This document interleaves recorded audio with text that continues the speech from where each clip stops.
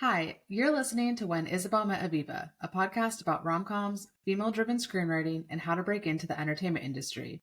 I'm Isabel. And I'm Aviva. And thanks for listening to our podcast. Hi, everyone.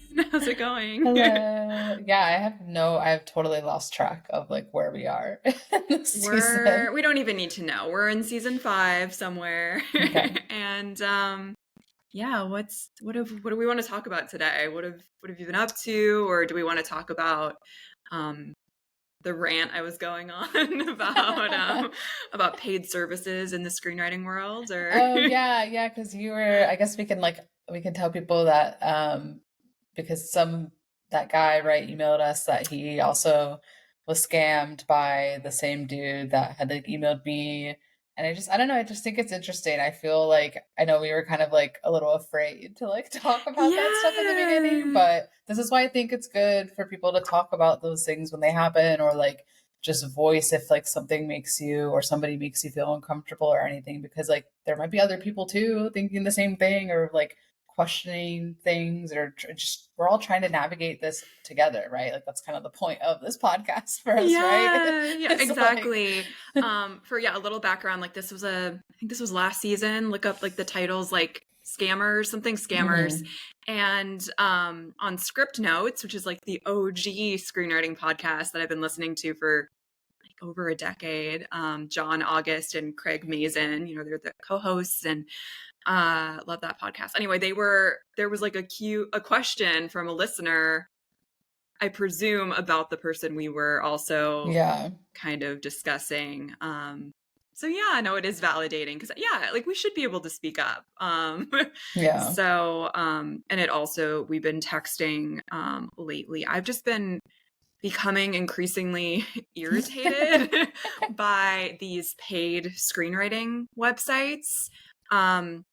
And I do want to say, I think there's nuance to this conversation, and I'm not saying all screenwriting websites or every company that is trying to help writers is like corrupt or anything, but I just am getting really tired of seeing producers in particular asking for a lot of money to supposedly gain access. And it's just sketchy, and I don't think it's really very like productive to spend this money. So I know, that's why I think about it too from the perspective of like also being somebody who has paid money for these things. Like when I first moved to LA, that was totally the thing I like fell into, was like I paid so much money for not even just like that kind of like the sort of like, websites you're talking about where people are like, pay to have your script read by a producer and they give you feedback and will like help you with your career or whatever. It's like, and I would add, and this is probably a hot take onto that, is all of the like pay for your script to be read even and be given feedback, pay for your script to be entered into a competition. Like I just think, like when I think about the amount of money I spent when I first moved here, which is like maybe somewhere between $1,000 and $2,000 in like, getting my script read, competitions, whatever, I think back on that and I'm just like, wow, I really like fell like victim, I would say, to that kind of stuff. Like, because I was totally thinking like, oh, I need the validation from this person, from these competitions, from this like company or whatever. And I also think about, I paid for like a mentorship kind of thing. I paid a lot of money. It was like $800 for that thing. And the only good thing that I got out of it, I think, is stuff I learned for myself, which was that I wanted to focus on writing film and not writing TV.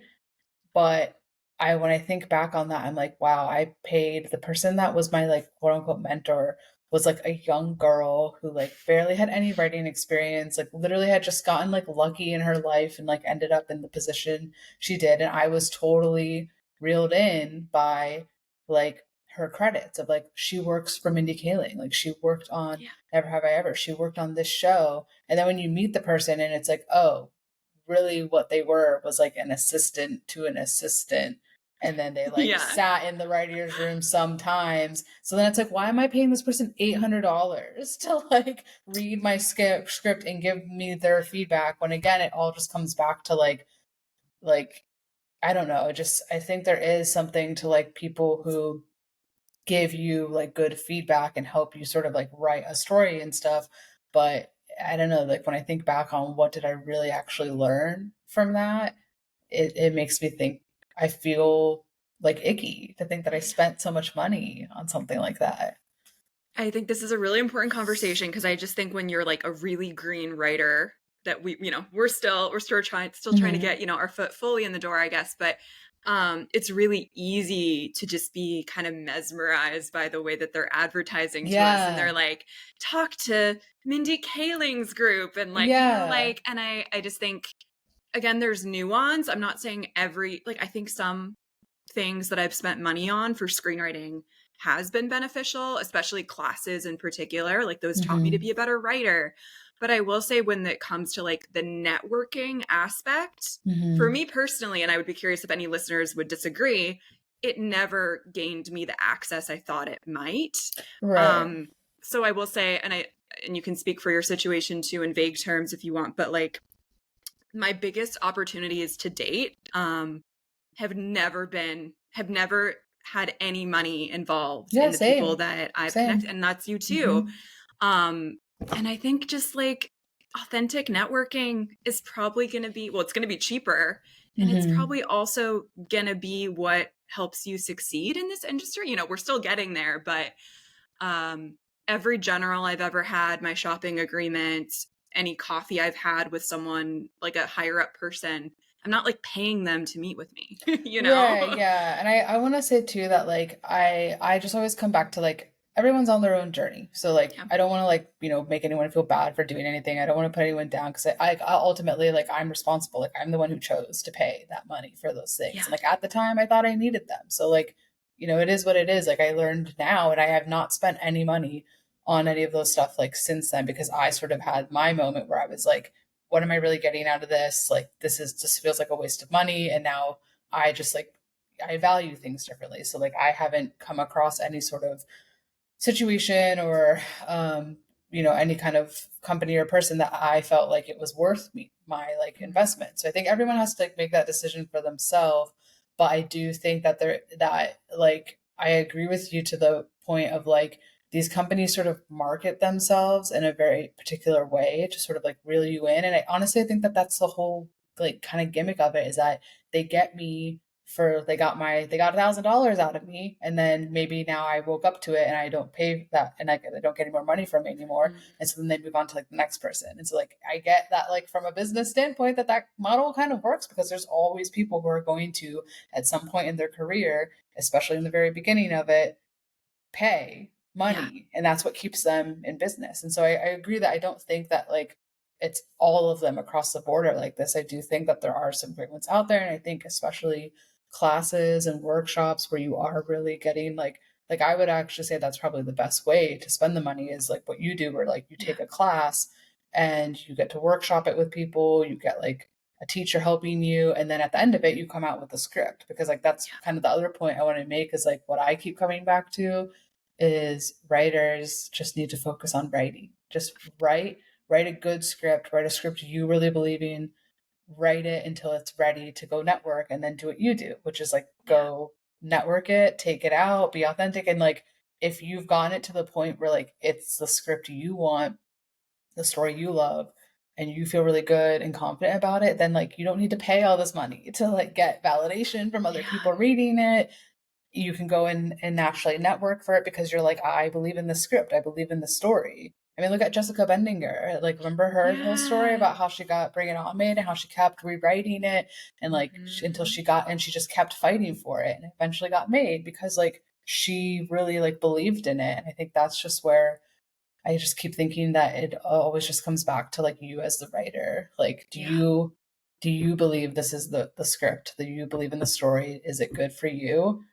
And then you're the one who's going to sell that. Like don't pay somebody else to go sell your script for you, don't pay somebody else to tell you what to change or whatever. Like I think that is the part, it's like within that like Mhm. insecurity, right, that we have as writers about our work, that's where people can make money off of It's us. so true. It's so true. And I don't regret, I regret spending some of the money I did, but I will say, on the other side of things, even though I think some of these websites are questionable, the pay to pitch websites in particular, it did, when I did spend that money, it did, first of all, teach me how to pitch, which I think maybe I could have learned without that. But, you know, I did mostly email pitching through their websites like Virtual Pitch Fest and Inktip and other places like that.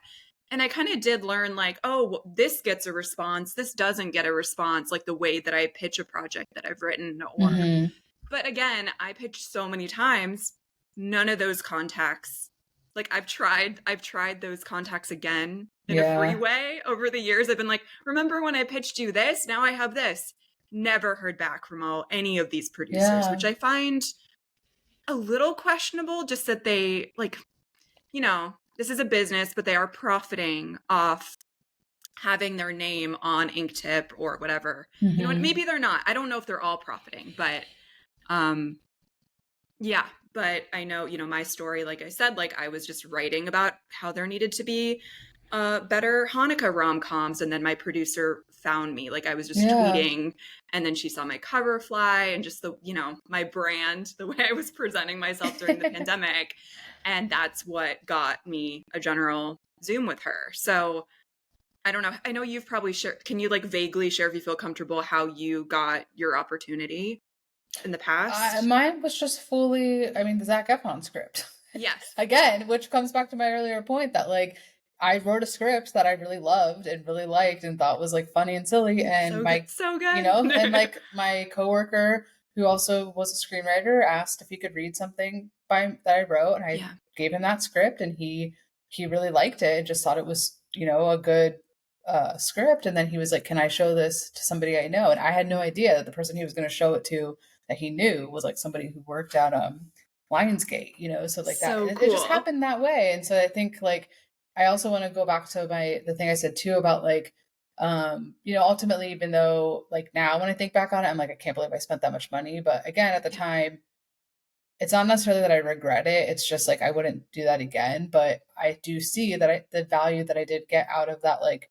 for example, the like $800 mentorship that I paid was, you know, basically I look at it as like I paid $800 to learn a like lesson and to like learn something about myself, that I want to be a movie writer. Like I don't necessarily want to write TV. And so I think it was worth it in the end to like learn that for myself. But I also think it's funny just to say that like that girl also read my Zac Efron script and she didn't like it, or like she like didn't get it.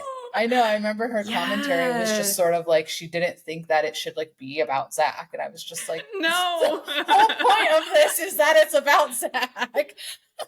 No, I know you know this, but I'll just share on the podcast. We haven't talked about your script in a while, but I love that script, and it has to be Zac. You know, it's a fan fiction script. Yeah, it's fan fiction. Yeah, it's about him finding love on Tinder. I recently reread it, and I remembered, all over again, just like it's so good, and I want to see stuff like this made.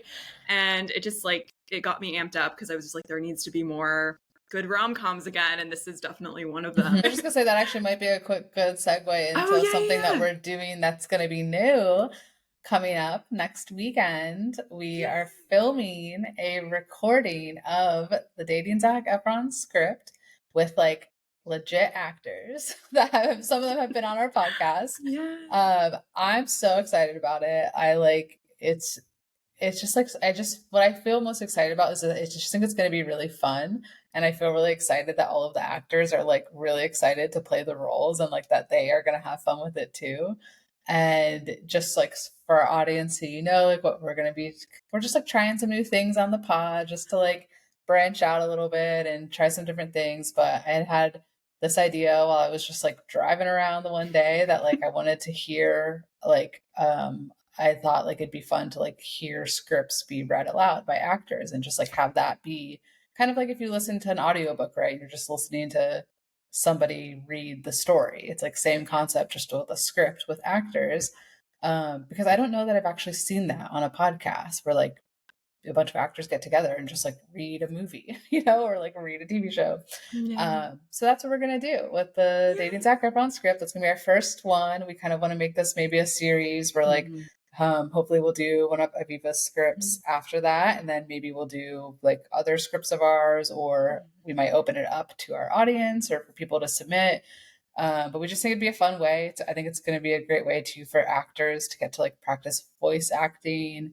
And I just think it could be fun. Like, there will be like I think it's going to be 3 parts. We'll probably break it up into like act 1, 2, and 3, and we'll release an episode a week over 3 weeks. And then you can like listen to the script. I'm so excited. I think, we're about to hit our 2-year anniversary here, which is crazy on the podcast. And I just like seeing kind of how it's like naturally evolving and the different directions we can take it. So I'm really excited. I love this script. Like I've said this before, it's my favorite spec script I've ever read that's unproduced. So I'm just really excited to like celebrate your work. And also it's just something, it's a hard script to get made because we need Zach. Right. Yeah, exactly. That's why I'm like, it's also just fun. Like, I just feel like I just wanted to do something fun. And I think too, like some of the actors that are going to be doing it, I just kept thinking like, they have the voices for it, like we don't need like, I just always come back to all the people we've interviewed with, like something I've always found so inspiring is just like the people just doing it, like Rachel Noel James, right? Just like making her movies and just going out, like all of these like amazing indie writers and directors and actors that we've like talked to, where it's like they just do it. And so that's where I was just feeling like, you know what, I have this idea. We have all the tools to do it. We have this podcast. We know all these people, and it was like fairly easy to get like 5 actors, so right, fast. To just like say and do it.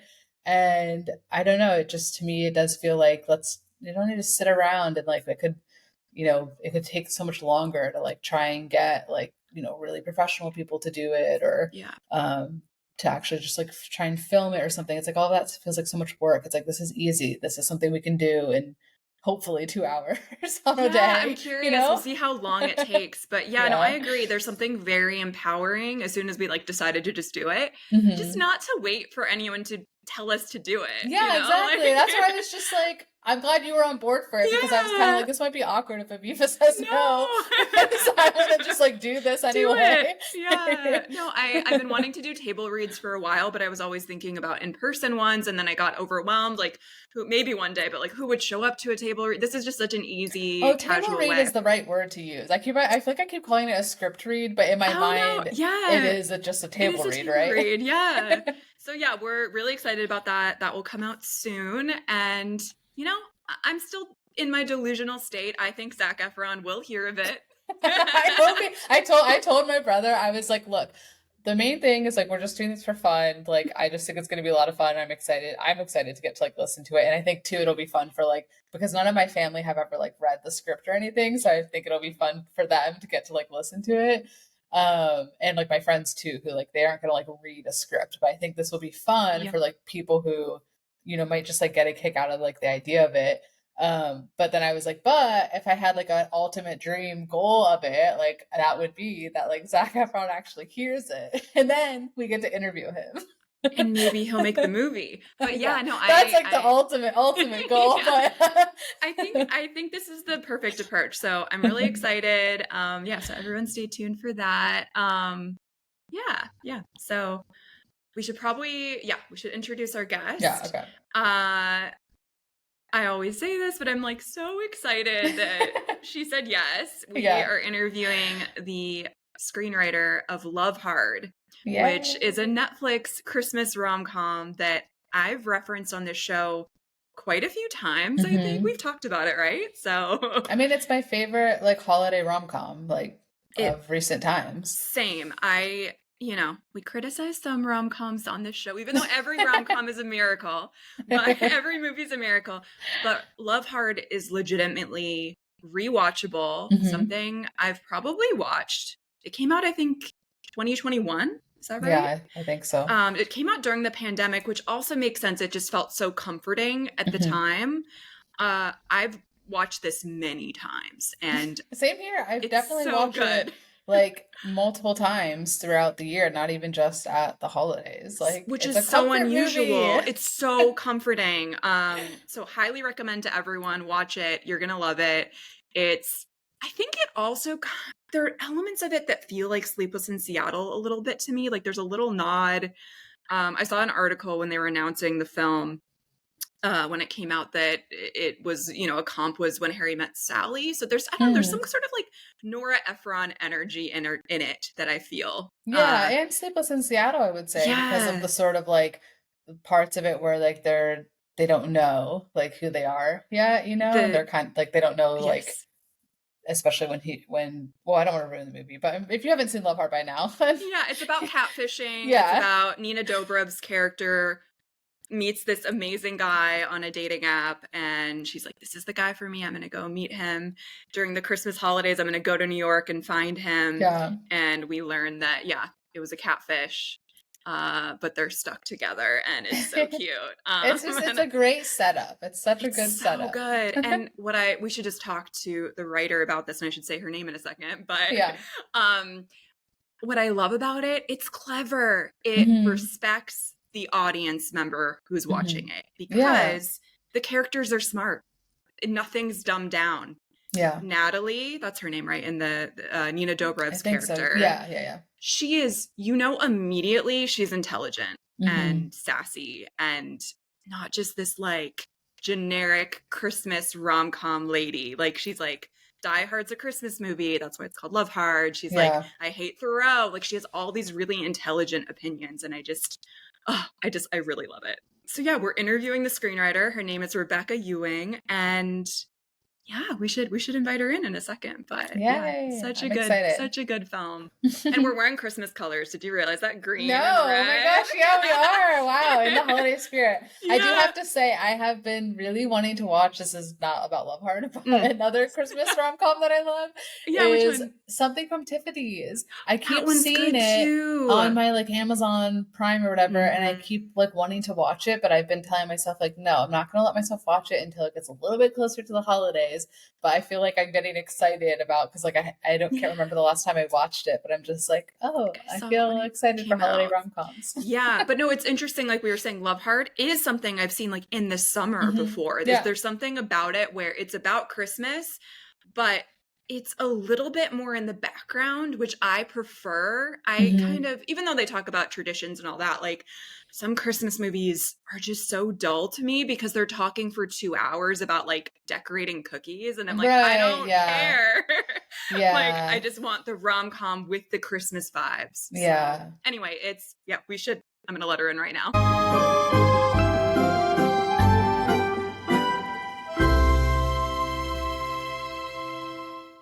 So we have Rebecca here. Welcome. How are you doing? Yeah. Good. Yeah, it's so nice to meet you. Thanks for having me. Of course. So, can we first talk about kind of your transition to screenwriting? And because I know you were a literary agent, right? Yep. So can you kind of talk about how that came to be? Yeah, I was a lit agent. I started my career as an assistant at William Morris, and then I moved over to UTA as an assistant, got promoted there, and spent I think 11 years there. I was in the department, so was representing writers and directors. And my passion, though, I really gravitated towards female voices long before it was cool. I was Leslie Headland, other people that I was just really passionate about. She was just some obscure playwright in West Hollywood, and I just loved her play and signed her. And that was just something I'd always gravitated to, specifically comedy and romantic comedy. And, I just really loved working with those clients specifically. But I was always sad. Like, I would sell something, right? I would have input. I'd be, helping a client develop something, and then I'd sell it. And then my input would be, that was where my job ended. And I think if you're going to be a lifelong agent, the deal is the thrill, right? And then you move on to the next. And for me, the deal was the sad part, because that meant that the creative process, as far as my involvement, was over. And I was always a little bit sad about that. So there was always a little part of me that really enjoyed being more creative, with material, with the clients than just doing the business side of it. And so, but I did that for a really long time, and I loved it. And then I had left UTA, was briefly a manager, and then went to ICM, and I think I was at ICM for 2 years, and I just, there was this creative thing pulling me in another direction. And I had gotten a call from the producer of Love Hard, before, obviously long before Love Heart. And she just thought my Facebook posts were really funny. And she's like, would you ever consider coming and doing a roundtable? We need like, improvement on this female character. And I was like, I've never done that before, but sure, why not? So I took a day off work and I went there, and it was for a Crackle project called Aim High. And it had been written by Danny Mackey, who is my now writing partner. And so that's where I met him for the first time. And we just met there, and our senses of humor just really kind of gelled, and we just kind of had a great, professional chemistry. And so when I was leaving ICM and, had told this producer that I wanted to write, she mentioned to Danny, Rebecca's thinking about writing, wants to do this. Maybe you guys could team up and, write something together. And so he had heard that Netflix was looking for rom-coms, and that hadn't been his forte prior to us getting together. So he called me up and said, would you want to try and do a rom-com together? And I said, let's do it. And that's how Love Heart sort of got started, was, our pairing. We wrote it really quickly. I think he called me in like November of 2018 or so, and we wrote it over Christmas. And he was in upstate New York and I was in Michigan. And so we both, we did it remotely. And then I think we had a draft kind of by the end of January or something, made some changes. And the producer that had put us together was attached to produce it. And then, it sold to Netflix, and then off we went. That was kind of the genesis of it. Wow. Sounds like it all happened so fast. Yeah. It was never that fast as an agent. I can tell you, I kept waiting. Every time they're like, hey, we're going to buy it and then we're going to make it. I was like, yeah, I want to see it in 10 years. At the Yeah. Right. COVID, right? It was all set to go, and then COVID hit, and we were like, well, there goes. I told you something was going to happen. And then a week into COVID, they greenlit it. And I was like, how is that possible? And like mid to end of March of 2020. And they were like, yeah, we have to start now if we're going to, and nobody knew how that was going to happen because everyone was under lockdown. How could we possibly shoot? But they were just really optimistic that, by when we'd shoot it, September, October, that they would have figured it out. And they did. So we ended up going to Canada, and it was, hardcore protocols, quarantining for 2 weeks before we were allowed to leave I was in a rabbi's guest house for 2 weeks in Vancouver before I was allowed to go to stuff, and dog with me. And that's how it worked, but it somehow worked out. So yeah, we were able to make it. Yeah, we were talking about it, and it came out. It was at 2021 that it came out. Yeah. And I think it was just such a light during such a dark time for us, when we watched it for the first time. Because, like I was emailing you, like we talk on the podcast, just a lot of rom-coms today aren't that rewatchable. And this was so fun to finally have a holiday one in particular that we wanted to rewatch, and that brought us so much joy because, a lot of the other Christmas rom-coms are, there are just so many and they're more G-rated. And it was just so nice to have like a slightly inappropriate, like juicy rom-com. That's our sweet spot. Slightly inappropriate is how it's been described many times. So that's what I personally want in a rom-com, where it's not like too far, but it's not too sanitized at the same time. Yeah. So I think it's really smart too that you and a male co-writer wrote it together, because you can really see now that you're saying that and just kind of getting a feel for too your personality and your sense of humor. I'm I can see that in the character, and I can see how you and your writing partner maybe were able to just flow off each other, because I feel like that's what I love about the movie so much, is all the little wittiness, the quick dialogue between them, and it really builds that chemistry between the characters, which I feel like for a dating app sort of catfishing scenario can be hard to do. I think you guys just totally nailed that, because it really brings you into the movie in the beginning so easily. Well, it's funny because we do he and I have very different sort of approaches to dating, which is always makes for a fun conversation. At his girlfriend on the apps, and so we definitely have experience with that. There's a lot of the dialogue too. There's some true life stuff that happened to me. I'm like, well, I might as well mind my misery, and the trauma that I have been through on the apps. And so there's a lot of that in there, especially some dialogue between Jimmy's character and Nina's character. There was real text exchanges that I had, and stuff like that. So we had a lot of writing it, because I would tell him these stories, and he's like, how do these things happen to you? And I'm like, I don't know. I really don't. Glad I now have an outlet for these stories, so that I don't end up on LoveCon fraud or whatever, LoveCon revenge or something. So I'm glad I was able to make some fun out of it. But Yeah. So we've had a good time. We have, a lot of fun kind of. It's not like he takes the male character and I take the female character. It's not, we kind of work differently, but when we rewrite each other's stuff, yeah, male point of view definitely informs. He's like, a guy would never say that. And I was like, a girl would never do that, And Yeah, that's so helpful. we do kind of, I think it is valuable to have a male input, especially in a rom-com. Yeah. And you would, as someone who's recently navigating dating apps again, like you would think your stories are exaggerated, but it doesn't feel like an exaggeration to me. Like it's a hellscape out there. So yeah, that's awesome. But I think I still, I'm still a closet optimist. I think, I like writing these movies because, we'll talk about, I'm sure, the tropes at some point. But the thing I love about rom-coms is, there's usually a happy ending, right? It's really for people. I think most people are good people and most people believe in love and most people want love. And being on the dating apps, you can deal with a lot of the negative, the ghosting and all the breadcrumbing, the lies and all that stuff. But I think at their core, most people genuinely, want to find connection. And I think these movies kind of celebrate that, is that people actually find it, right? They go through all this horror and we all laugh, but at the end of the day, they find kind of what we all want. And that's what I really love about these movies, the optimism that's at their core, even when can be sarcastic and they can be a little, jaded at their core. I think there's an optimism in that whole genre. Yeah. I really love their love story too, with how they sort of like fall for each other through actually getting to know each other and like not having the like sort of physical attractionness like necessarily play so much of a role in it. Like I think that's what I really love about it too, is like how you see their two characters ending up really being right for each other at the end. And that's, I think, another storyline that I feel like isn't always the case in some of these like more new rom-coms, that I feel like is what kind of is always missing, is something just really natural to see like, oh yeah, this is this person's true personality and like they're both being really authentic with each other, and like that's why they fall in love, not because of the like, I don't know, like, oh, he's just so hot, like I have to be with him. Yeah. I think the appearance thing is tricky because when we were talking about what we wanted to say with this movie, catfishing is when people think of catfishing, they think of using somebody else's photos, right? Which is right. But there's this whole element of a sort of emotional catfishing that people do, and they may not even realize it. It's like, telling a guy you really like fantasy football when you don't, right? Because you think it's fun here, or, learning about sailing because the guy's into sailing, or learning about the woman's, like I raise butterflies, right? I love raising butterflies.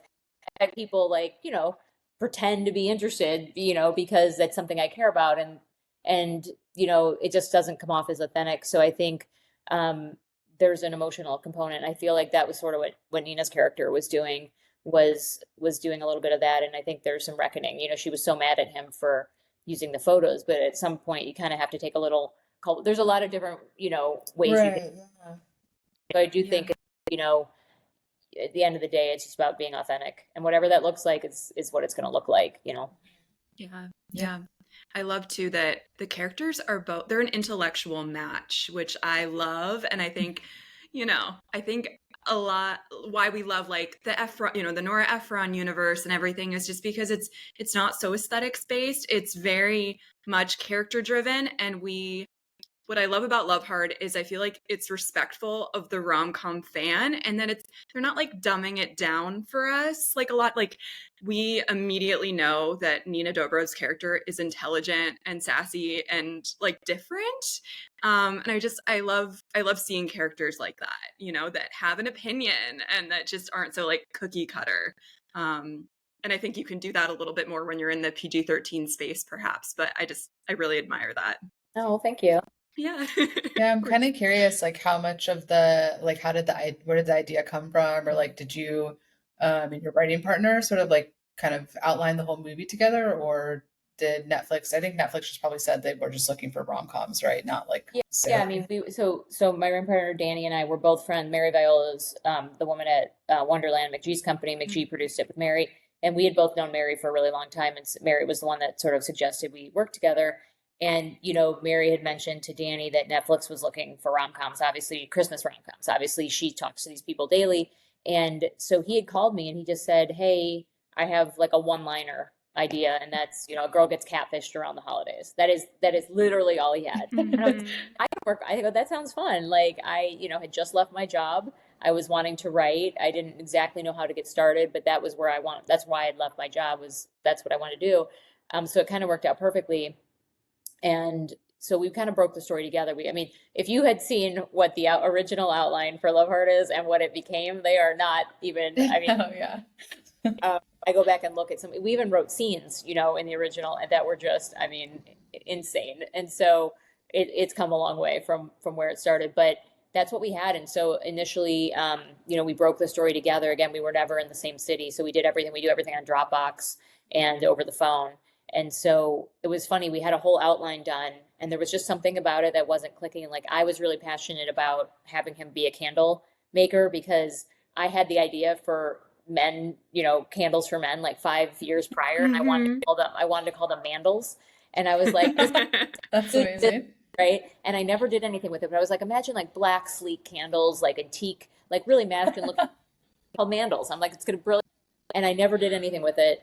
And then I was in a store in like Sherman Oaks, like, 5 years later, and there was a candle called a mandal, like some, and oh man, some internet company that has them. And so anyways, I missed my window, somebody had but Danny was just like, I don't know if that's what we should have him do. And he wanted to make him like a microbrewer, right? That's what his passion is, right? So that was in the outline. And I was reading the outline. We were just about to go into the script. And I said, Danny, give me 2 days.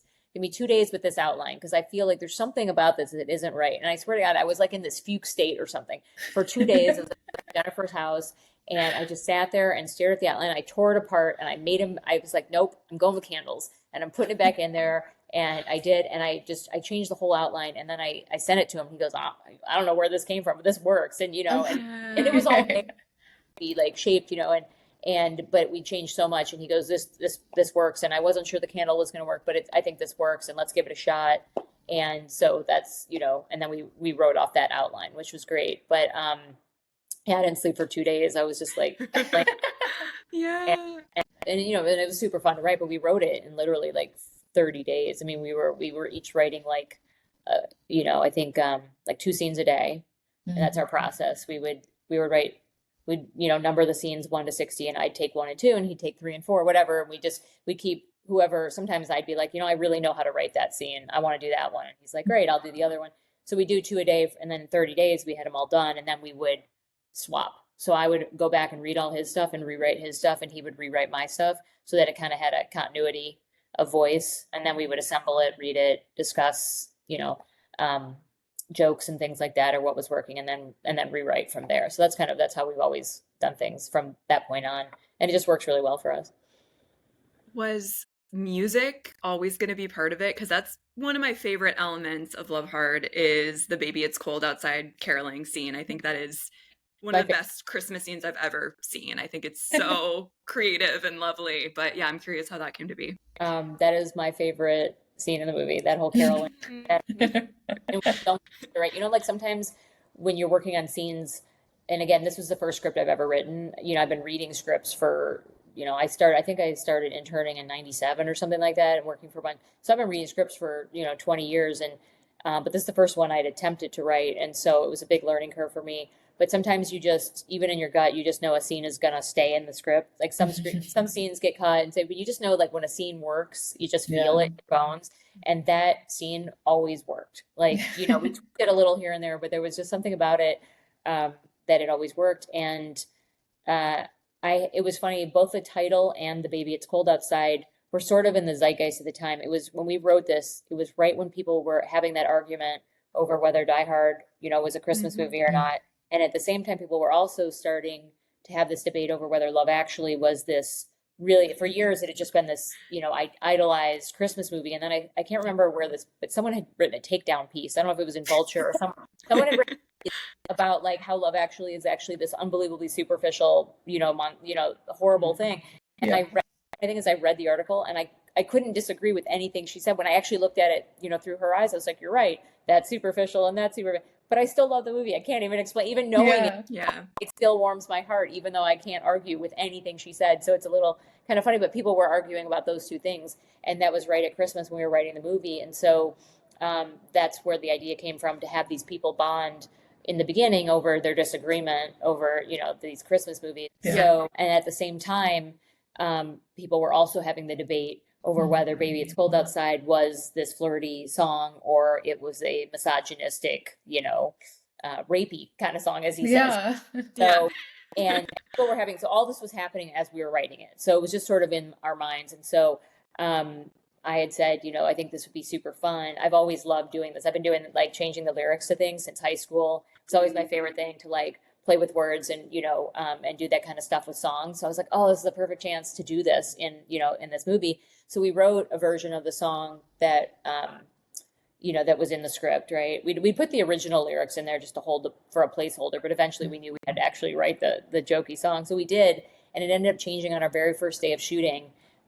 We were shooting a lot of those opening scene dates, those bad dates, and our director came to us and said, can we tweak it a little bit? We're going to do the audio recording with Nina and Jimmy on Saturday. Can you maybe come up with some alts and stuff like that? So we're literally sitting in a cafe in Vancouver while they're shooting the opening date, like scene by the docks and stuff. And we're like, what rhymes with LaCroix? And like, I'm working back and we're like, and so we just wrote this thing in like an hour or two, like very different than what was in the script.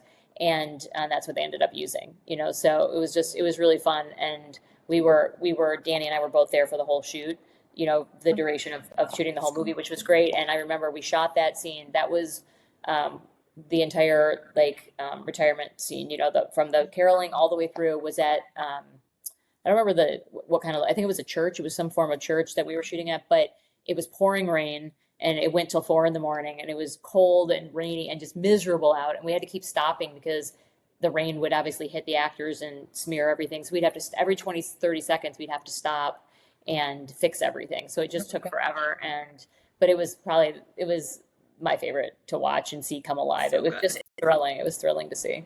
Yeah, so worth it for that scene. So good. It once again shows that they're just intellectually compatible, that they can just, off the cuff supposedly come up with these lyrics. It's so clever and lovely. It was fun. If you watch the movie, there's a scene, when the brother is, Owen is like kind of running in the background, he slips and falls. And the woman, Michaela, who's playing his wife, she didn't know that was going to happen. I don't remember if he actually really did slip or what, but I think he did it like intentionally, but she didn't know he was going to do that. So when she like gasps, that is genuinely real. She actually thought slipped and fell. She's like, oh, and does have that's her real voice. Like she does have a very high voice. And so and we kept it in the movie, and same with there's a scene at the end when they finish the song or when they're caroling and everyone goes, Jesus.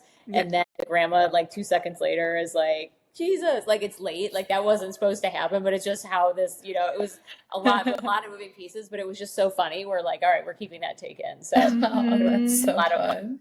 And the casting of the brother is so perfect because he was on Glee, right? He is, I assume that, did you know about casting when you were writing or that was farther along in the process? No, so what had happened was we had written it, we didn't really have anybody in mind, to be totally honest. And we weren't producers on the film, so we really had no say in casting.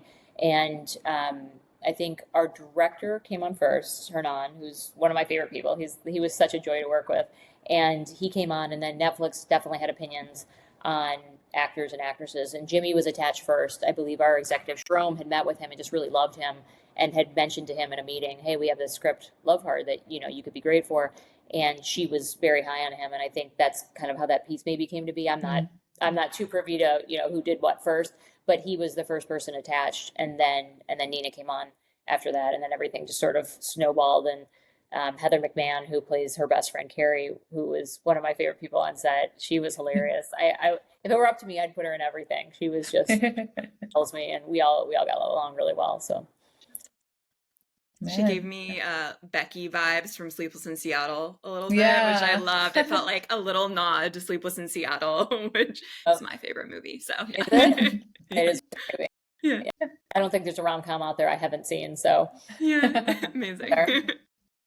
I'm kind of curious. I want to like take a step back for a moment and just like hear a little bit more about just like your journey like into the industry. So it sounds like you really went more the writer, literary manager route. So I'm kind of curious, like, is that what you always wanted to do? Like, did you go to film school? Like, how did you sort of even start your career just working in film in general? What's funny is as a kid, I'd always want to be a doctor. I thought I was going to be a doctor. I love to read, and I was reading I was reading really advanced books for my age. Like I had read everything that I could get my hands on, and then I'd start going in my mom's room and reading books. And I remember one time I was sitting outside and I was reading one of her books. She had no idea. And I'm like, Mom, what does nonchalant mean? And she goes, nonchalant. And I spelled it. She goes, oh, nonchalant. And then six. And she goes, what are you reading that has nonchalant? And she comes over and she's like, where did you get Rockstar by Jackie Collins? And I was like, this on your, in your closet. She goes, you are sick. You are not reading Jackie Collins, right? And she took it from me. And then after that, they're like, all right, we're going to have to step up, or, Rebecca, I was Becky at the time, but we're going to have to step up her reading. And so they were definitely more on top of my reading material after that. But I just fell in love with reading. I honestly was very passionate about it. And when I was in, I think, 8th grade, we were on a family vacation and I had nothing to read. And my dad and I were in a bookstore. And he's like, you like movies. Here's this book about the first woman to run a movie studio. And it was Dawn Steele's autobiography. And he gave that to me.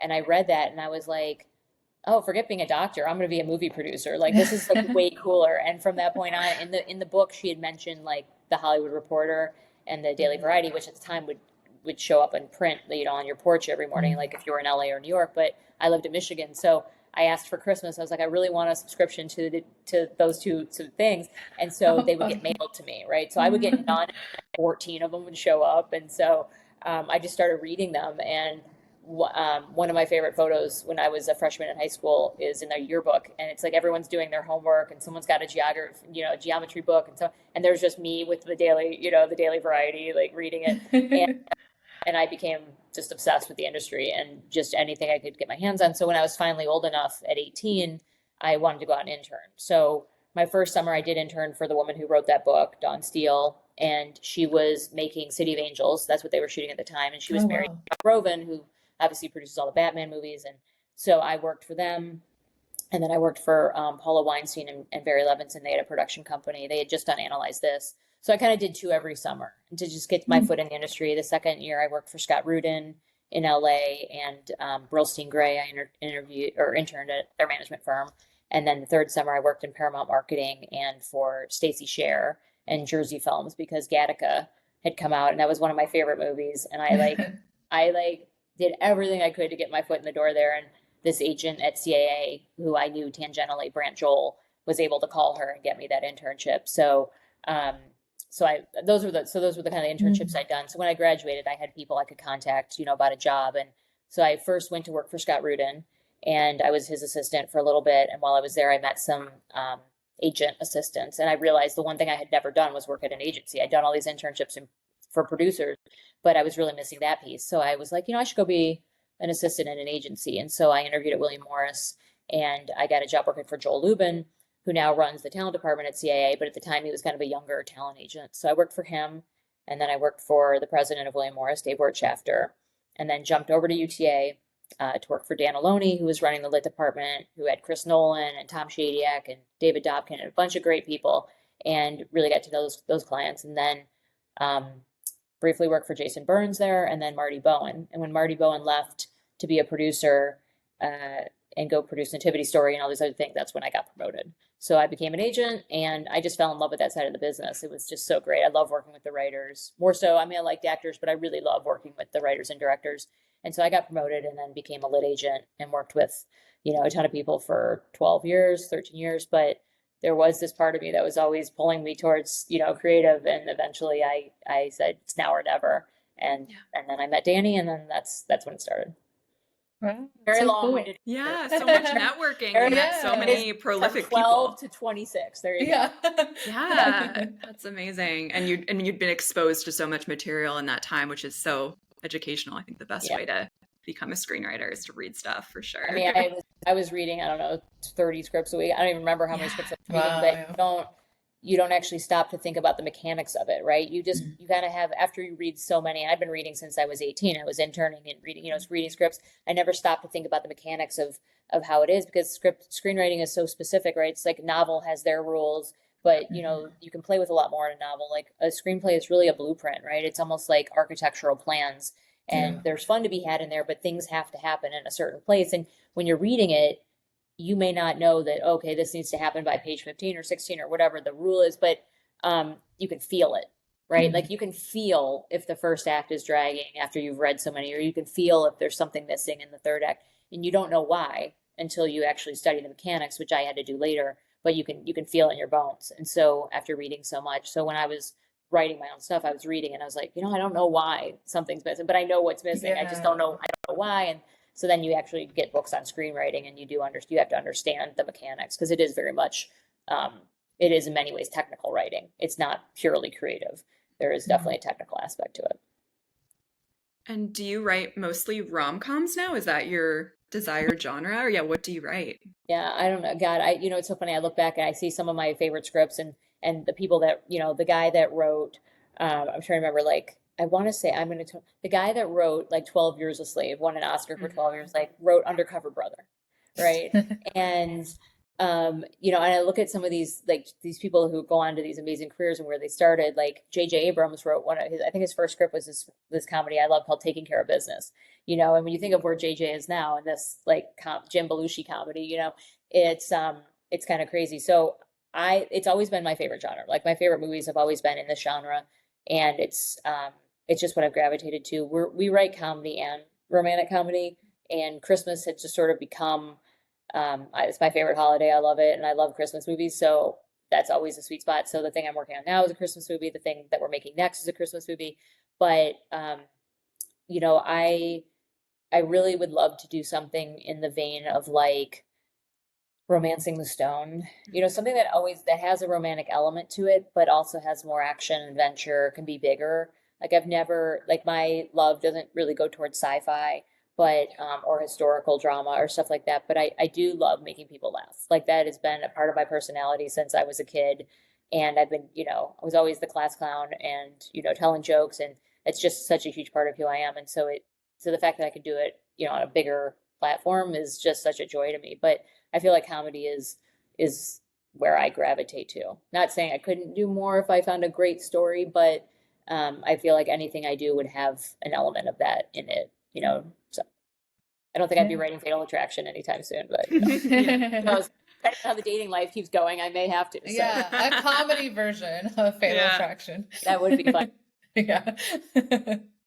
I'm kind of curious, because you've read so many scripts, like what advice you might have for our audience who are all, writers trying to break in. And I feel like it's always interesting to hear people's different perspectives on like, what do you look for in a script? Or maybe I'm kind of more curious to know like what takes you out of a script, kind of like you're saying, is like you can feel when something's dragging on too long. I'm wondering if you could be a little bit more like specific or give some insight to our listeners about what exactly is that's kind of like pulling you out. Is it like the story isn't working, you find it boring, too much chatty dialogue? Like what kind of advice? I feel everybody has like a personal preference, right? Like I happen to love dialogue. I love Tarantino movies. I love Nora Ephron movies. Like Nancy Meyers. Like there's just dialogue to me has always been like sparkling dialogue, especially when you're in rom-coms, more so than I think any other genre.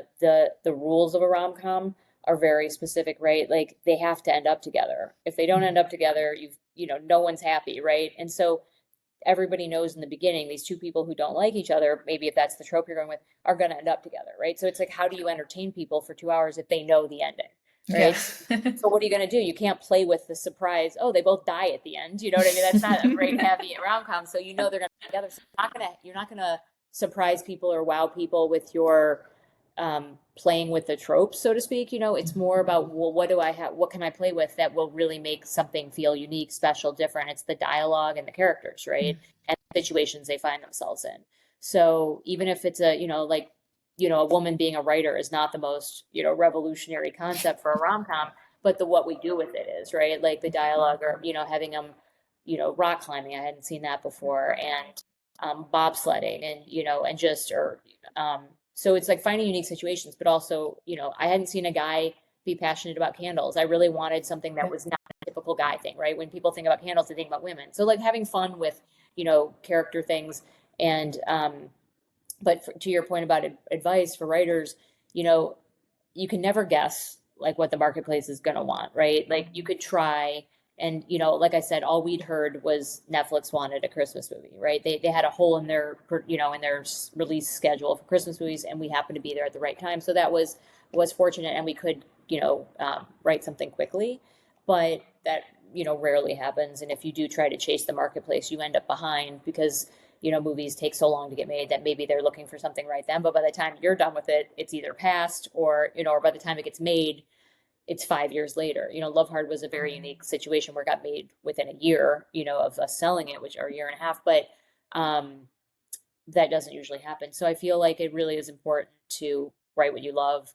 It's going to come out, as cliche as that is. You just can't guess what somebody's, you know, going to want. Even when they said we want a Christmas movie, they certainly didn't say we want a catfishing movie with, you know, these kind of crazy elements. And I said, well, if we're going to swing for it, we might as well, you know, do something we want to do. And so and I stuck by that even when we had tested the movie, right? And we had gotten all these people who had viewed the movie.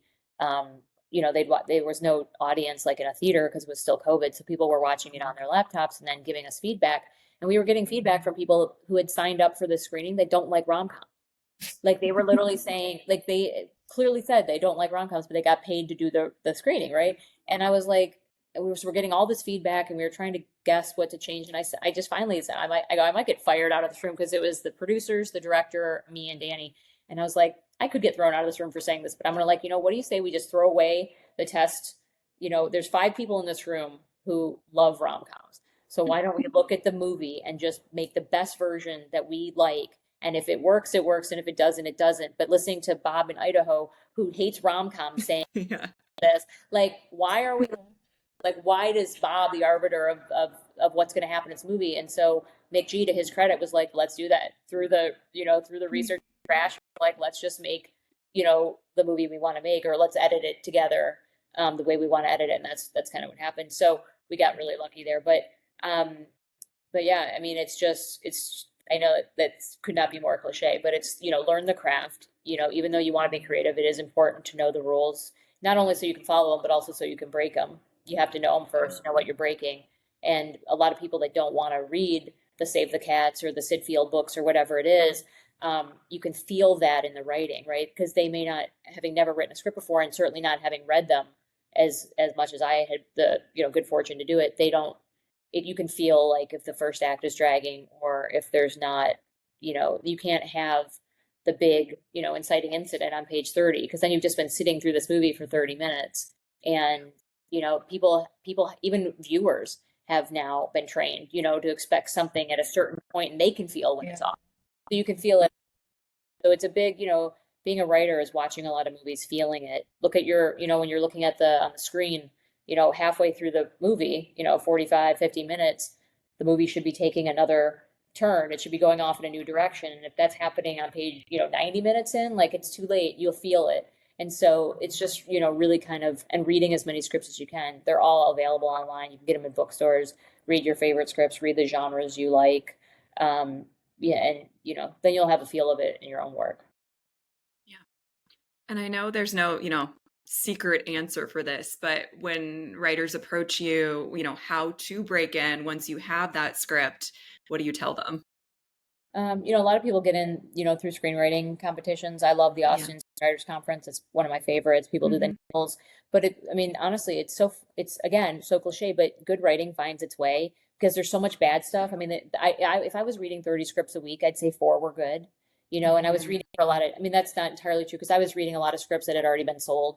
As an agent, I was responsible for, you know, putting a director on a project or something. So something was pretty good. Paramount bought it, and it was my job to read it for directors. So I was reading actually a lot of great material. But when I was reading stuff for representation, most of it was bad. And, you know, it was unfortunate. But when you find something good, like, your eyes light up, right? Because you can't wait to tell everybody, because everyone wants to find the next big thing, right?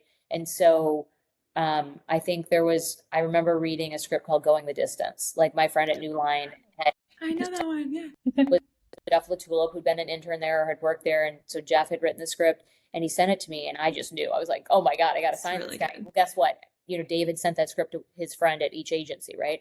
Every single person had the same response. It was like a feeding frenzy to sign Jeff Latulip, and like met with 20 managers and 5 agencies, you know, and it was insane. And we all had the same response because it stood out so much. It was so funny and clever, and, you know, and And that's what happens. So if you're a person who doesn't have, you don't live in LA or you don't work in the business, it doesn't matter, because if you actually put some thought into it, somehow you know somebody who knows somebody. Like I got a script from my trainer. I got a script, as inappropriate as it was, I got a script from my therapist. Like I had to. So funny. This is so messed up. She didn't write it, but her clients, like she had other therapy clients. Oh my gosh. Like, so you told them I'm a patient of yours? I'm like, I'm sorry, but I'm pretty. Wait, Ever heard of HIPAA? Yeah. I was gonna say That was my last appointment with her. God, she's a lovely woman. I felt so bad. And I did not read the script, but I'm just saying it's oh my God. like very weird ways, right? And a dog walker, I mean, so when you start thinking about the people in your lives, right? Like it's like that 6 degrees of Kevin Bacon, like my mom had quoted somebody, but you can get to anybody in the world in 3 phone calls, right? Like who, you start looking at, like, if you even looked at LinkedIn, you see your third connections, like who that is with, and so it's like the way I got my first internship, I went to a small Catholic high school in Michigan. My mom was, I knew nobody in entertainment. No one worked in entertainment. I went with my family. I knew nobody. I was living in Michigan. My mom was on the Mothers Club at my high school with a mother whose daughter had actually gone to my high school 10 years prior, but she was still involved in the community. And they got to talking, and she mentioned that I wanted to work in entertainment. And she's like, "Oh, that's so funny. My daughter is an assistant to the Zucker brothers and Gil Netter." And, and so my mom was like, "What do you think Rebecca could call her?" And so the girl said yes, and her name was Sheila Hanahan. Now Sheila Hanahan Taylor. But so I met her when I was 18. She's one of my dearest friends to this day now, but I met her because our mothers put us together, and she was trying to help me find an internship. She was probably 28 at the time and assisting, and we became friends, and and now we have a project together, and she produces the Final Destination movies. And awesome. And she's really great. But one of my dearest friends, and it became out of that. But that was the first person I ever met because my mom, figured this out. So it's really about utilizing your network. Not being afraid to say, "Hey, do you know anybody?" People love to tell people that they know somebody in entertainment. So it's not like people are going to.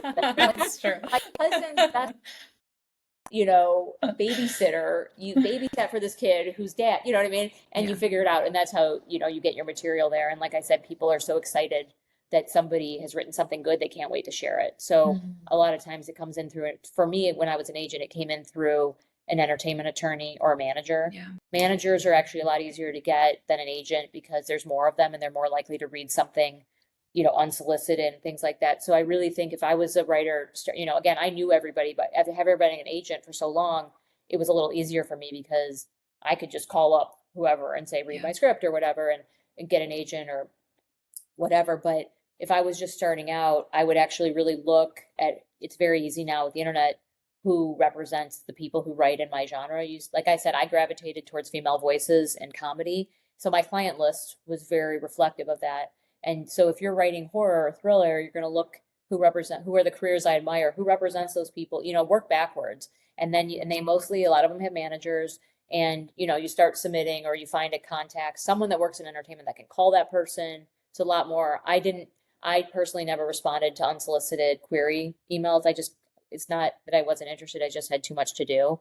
And so those usually weren't the most effective way. So it really was utilizing your network and then being very, very smart and very targeted as to who you thought would like your material.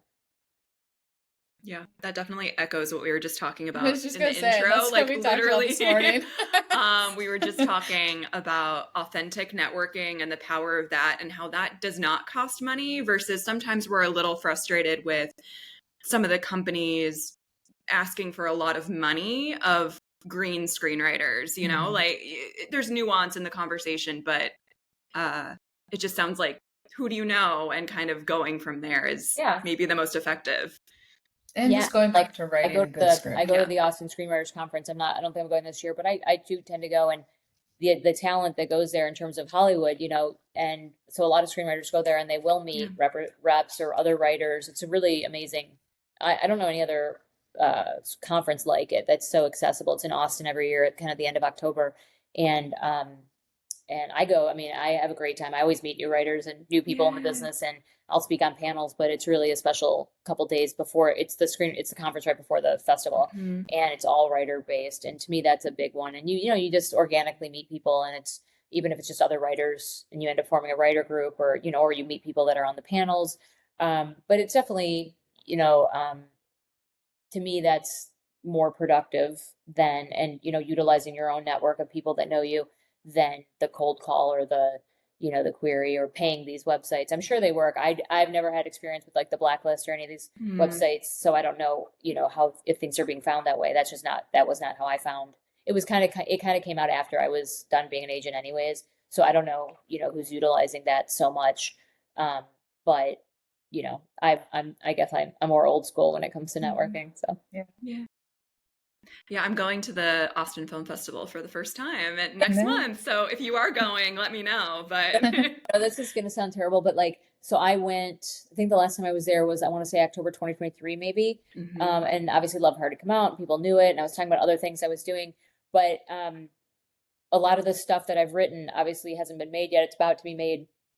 So I'm kind of like, how long can I talk about this movie that came out in 2021 and not sound like, is there a shelf life on dining out on that movie? Like, I don't know. I think so. I feel like if Nora Ephron had written nothing else after When Harry Met Sally, she could dine out on that for the rest of her life, right? But I don't know if I could get the same. I don't know if I would love Sally in the same, echelon. So I figure, I'm like, all right, I think I'll probably go back when my next movie is in the can, or I can talk about it. It's about to come out. And so, I just didn't want to be that person that's like, oh, remember that movie I wrote 25 years ago? Let's tell me all day. Like, I don't ever want to be that person. So I would just want to have something fresh and interesting to talk about. And a lot of the things I'm writing, again, to the audience, I could pitch it, but it's just, I think for the audience, they want to be able to relate to the material, to have seen it. So I want to go back when my next movie's coming out, which will be hopefully next year. And so I'll go probably next October. Okay, but cool. I mean, I'm jealous. I'm actually mad I'm not going just because you look at the list of people that are going to be there and they're all my friends and fun people. And like, I'm just bummed I'm not going to be having barbecue with those people. Like, forget Yeah. Maybe we can host like a podcast event one year and Isabel can join me. That'd be so fun. You're going to have a blast. Oh, yeah. It is the best. I'm excited. I didn't even enter the contest, but I've just been wanting to go for so many years that I was just like, you know what? I'm just going to, the script notes, the podcast, they've talked about that festival for so long. So I'm excited. Craig Mason's a good friend of mine. And he, and I need to listen to that podcast more because every time I do, I'm like, oh, I wish I'd listened to this sooner. There's always a great episode. And I actually had John August, had been a client at UTA when I was an agent there, but I'd never actually met him. I just, had worked kind of in the background of some of his stuff, but we never actually met. And so I did meet him at the Austin Screenwriters Conference. We were both at the same party and I went up and introduced myself. And so I was an agent at UTA forever and we never met, and friends with Craig, and he was lovely and he had seen Love Hard, although it was very funny. He's like, what have you written? I was like, oh, I wrote Love Hard. And he goes, oh my God, I saw that. And then I was like, oh, great. And then nothing. Right. So it wasn't like I loved, and I was like, well, maybe he's not a Romcom guy. Maybe that wasn't for him. It was just really funny because, I saw it. I was like, yeah, great. I'm glad. I know, silence. Didn't know what to make of that, but then I just like graciously excused myself. But it was very funny. But he was lovely. That's awesome. I just wanted to say, I feel like you can talk about that movie forever because Aviva and I were also talking in the intro about how like we both watch that movie multiple times a year, and not even just at Christmas time, because it's like, it's become like, I always think of rom-coms as like, I know it's a great rom-com that is like gonna stay with me for my life when it feels like a comfort movie, where I'm just like, I want to watch this because I'm just like sad or feeling down, or I just want a good laugh. And I love that. Love Hard falls into that for me. What's funny is the people, it was obviously written as a Christmas movie, but people watch it year round. Like the data from Netflix is like, this is not being treated like a Christmas movie. And it was so funny. The title came from, we had finished the script and we were trying to figure out what to call it, because it was just untitled Danny, Rebecca Christmas movie, right? We're like, well, we have to have something. And there's a scene that didn't make it in the movie. There's a whole bunch. They had a totally different kind of ending, but there was a scene when she wakes up the next morning and they're downstairs in his on his bed, whatever. They've clearly spent the night together. She's on her laptop, and you see so again, all this got cut. This is too bad because it was great, but basically for a candle, right? He had made her a candle, and it was scents that had happened to them throughout the movie. Like so Aw. the Really dad sweet. That is really sweet. candles the candles were being sold in the dad's store, the family store. It's like, so she, on Christmas Eve, she runs there to get him back or to talk to him, and he's not there anymore. And she goes, and the dad's closing up because it's Christmas Eve. And she's like, where's Josh? And he's like, oh, he doesn't work here anymore. And she's like, no, you shouldn't have fired him. This is all my fault. And he goes, I didn't fire him. He's got better things to do. And they show the candles that he made are now being sold in the store. And he goes, this one I love, but this one I don't get. And he smells it, and he starts describing the scents, and she's hearing the scent that he's describing, and she realizes, and he says, this one, he goes, this one smells like a do-over. And she goes, well, I think it smells like Love Actually. And when she says those words, she is reminded of the movie. And so she goes, I think it smells like Love Actually. And then the light bulb goes off, and she's like, I gotta go. And then as she's leaving, the cardboard boxes, the white boxes that the candles were in, were kind of broken down by the door. And she goes, can I take these? And he goes, sure. And she takes the boxes in a Sharpie and runs out the door. And then that cut to the scene with the cute. That was what we had originally written. And for a host of reasons, it got cut. But the next morning when they're finally together and they're waking up, the candle, and then when he puts the candle back on the shelf after she runs out the door, the candle is called Catfish. Right. And so it's like a joke that he's terrible at naming candles. Right. And so when he puts it back, it's called Catfish. So the next morning, the candle's burning, and they're in bed and they're talking. And she goes, I was thinking, what do you think about naming the candle you made for me? She goes, not that Catfish isn't a great name for a candle, but what do you think about naming the candle after the two movies that brought us together? And he goes, you're a genius. Die Actually. And she goes, I was actually thinking Love Heart. Because that's right. And start kissing, and then the mom calls him upstairs to open presents, and then we go into that scene where they're opening presents. So that scene. But anyways, that was that's great. I love that. The original title we had was Love Hard and Die Actually. Right. I love it. Love Hard. And then funny enough, Netflix wanted to change it because they said come up with some alternate titles, because to be honest, Love Hard sounds like maybe like a softcore porn, like nowhere in there. And I love the title so much, and I feel like the audience is smart enough to get it. But they wanted to call it like Catfish for Christmas or a Christmas Catfish. And I was like, no.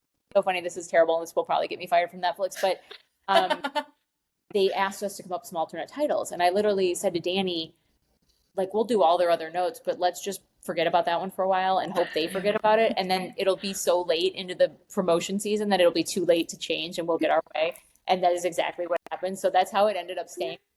And people actually love the title because they do love, getting to discover. And they're, I'm like, I think we got to give people a little credit. They can figure out what that title means, or, Yes. But like, it's kind of like Queen's Gambit, right? It was a huge hit show. No one knew what Queen's Gambit was, but it didn't stop it from being hugely popular. Like, would you watch it if it was called Chess Girl?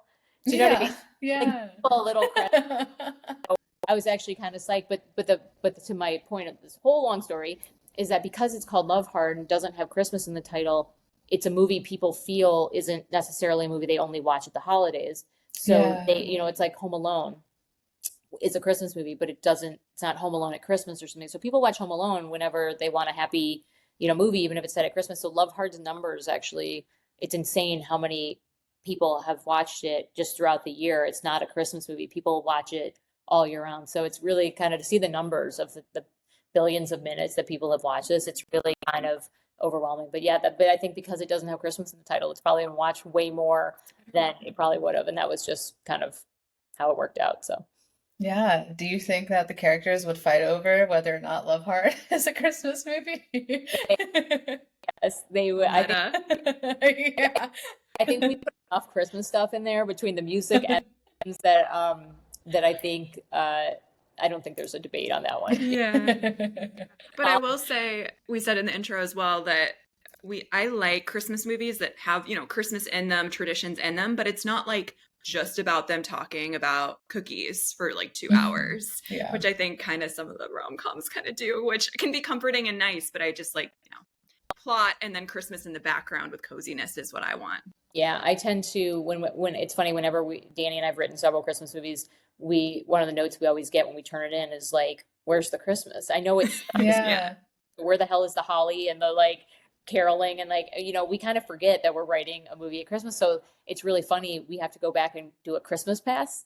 That like, so we have a script that is at Netflix right now that we're hoping to shoot in January that is called Clashing Through the Snow.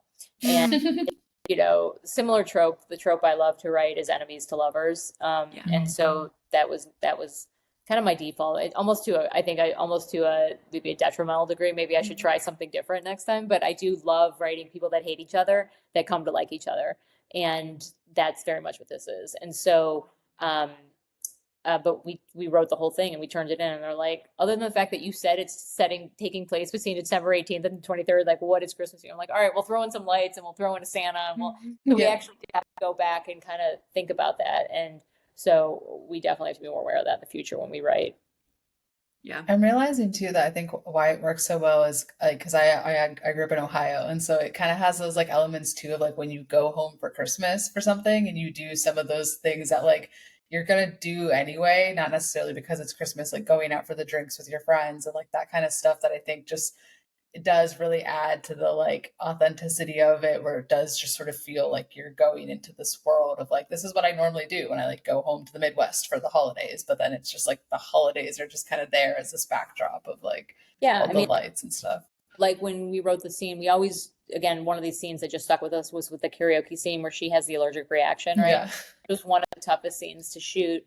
And we had made kind of a, if you can, again, I don't know if you want these stories or not, these sort of like, no, we love them. but I made a mistake as a screenwriter, like, you know, when you've written a script and you've read it so many times, like for instance, it was always she said in the beginning, she's allergic to kiwi, right? Yeah. And it's just, she says it right in the beginning of the movie. She's talking to Carrie and they're at work. She's like, oh, I'm allergic to kiwi. That was the only time we'd had it mentioned, right? And then that scene happens, right? And so what we found was no one could figure out what was going on because we'd written it. And I've read that line so many times that of course I'm like, yeah, she's allergic to kiwi because I've seen that line and I've written it. But like, if you're a first viewer watching the movie, you don't remember every single line of dialogue by the time you get to a scene like that. So it's kind of a throwaway line where she's like, oh, I'm allergic to kiwi, right? So now you're in the scene and she eats some kiwi and she has allergic reaction. People were like, was that Nina? Like it was very confusing. So we actually had to go back in post and find ways to remind people that she was allergic to kiwi. So there's like this really goofy scene when she gets picked up in the Uber at the airport and he's like, can I get you, like, do you want a papaya? Do you want a kiwi? Like, I mean, it's so random that he would have those in his. I love that though. Yeah.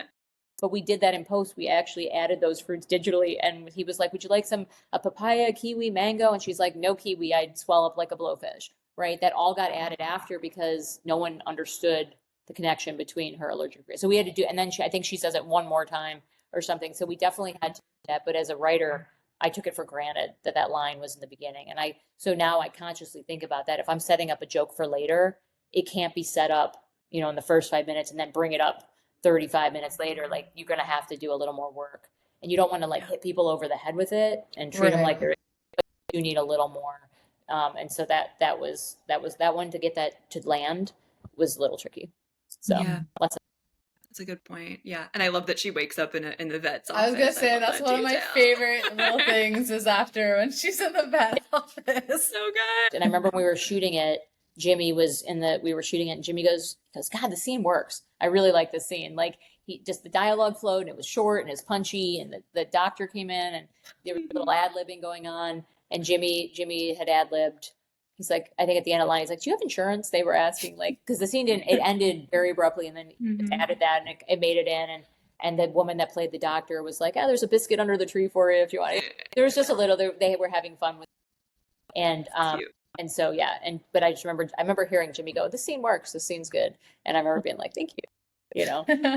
So fun. That was a fun scene. I actually have two questions. Okay. So first question about Love Hard. Second is not necessarily about Love Hard, but, because it just made me think, because we've done some episodes where we've talked to like music supervisors and that kind of thing. And so I'm kind of curious for, especially the singing with the Baby It's Cold Outside. Did you guys have to get the rights for that? And like, did that play a role in anything, you know, or like, I'd be kind of curious too. I would think those people who wrote that song, I don't know if they had any. So funny enough, I went to the University of Michigan and I was in the business school there. So I was in the film school and the business school. So I kind of did this double major undergrad. And my senior year, I took a class called business law. And one of the cases we studied was this Vanna White parody law. And I remembered the case. Had I taken that class sooner, I may have become an entertainment lawyer, because I just thought this whole line of work was fascinating.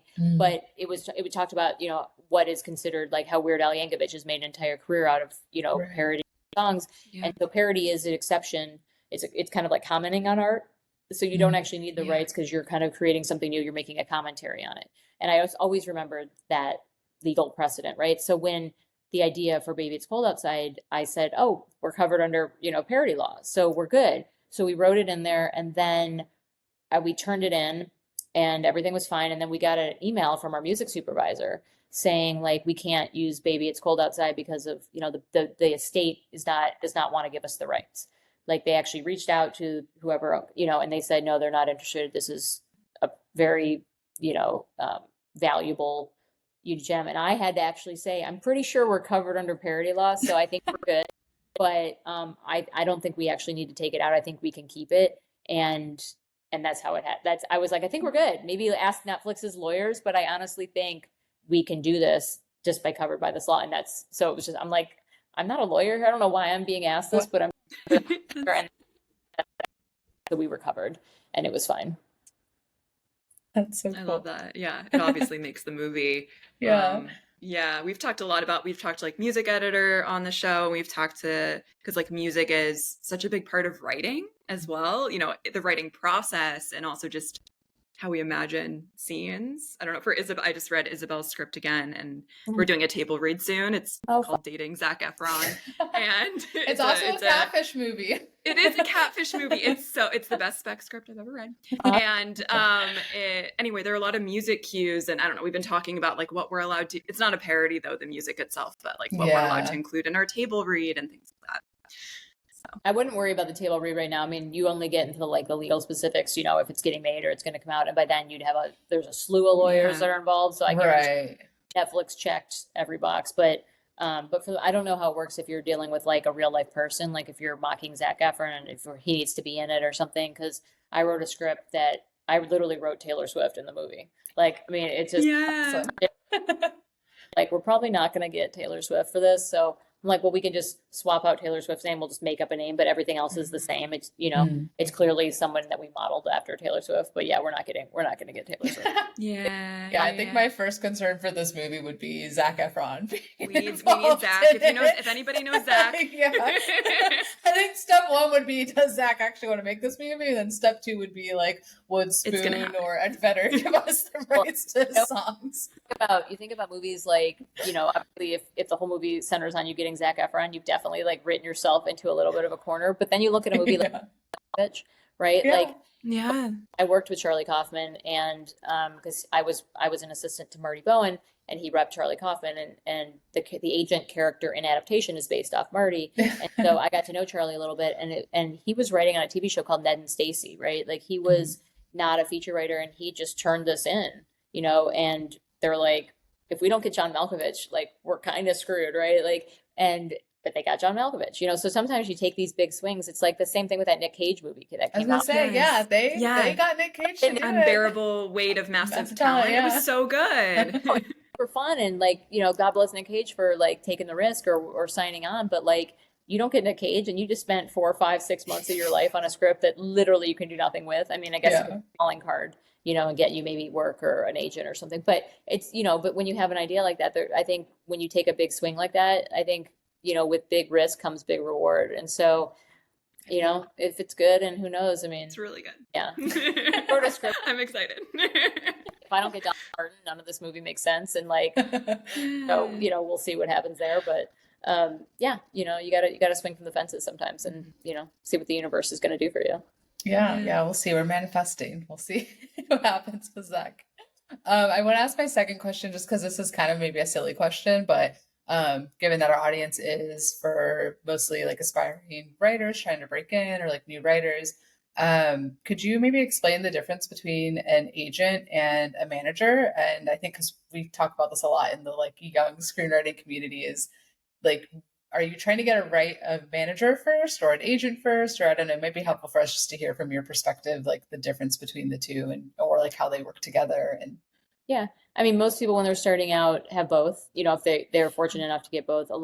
I'd say most people have a manager first just because they're a little bit easier to get because they're more of them and they're more likely to read unsolicited, query scripts because everyone's kind of scrambling for clients, right? So it's almost like there's a sea of managers and then they kind of sift through everything and find the gems and then they report up to the agents, right? And I'm not saying it, I've certainly signed people that didn't have managers, but I'd say the majority of my clients were manager referrals, right?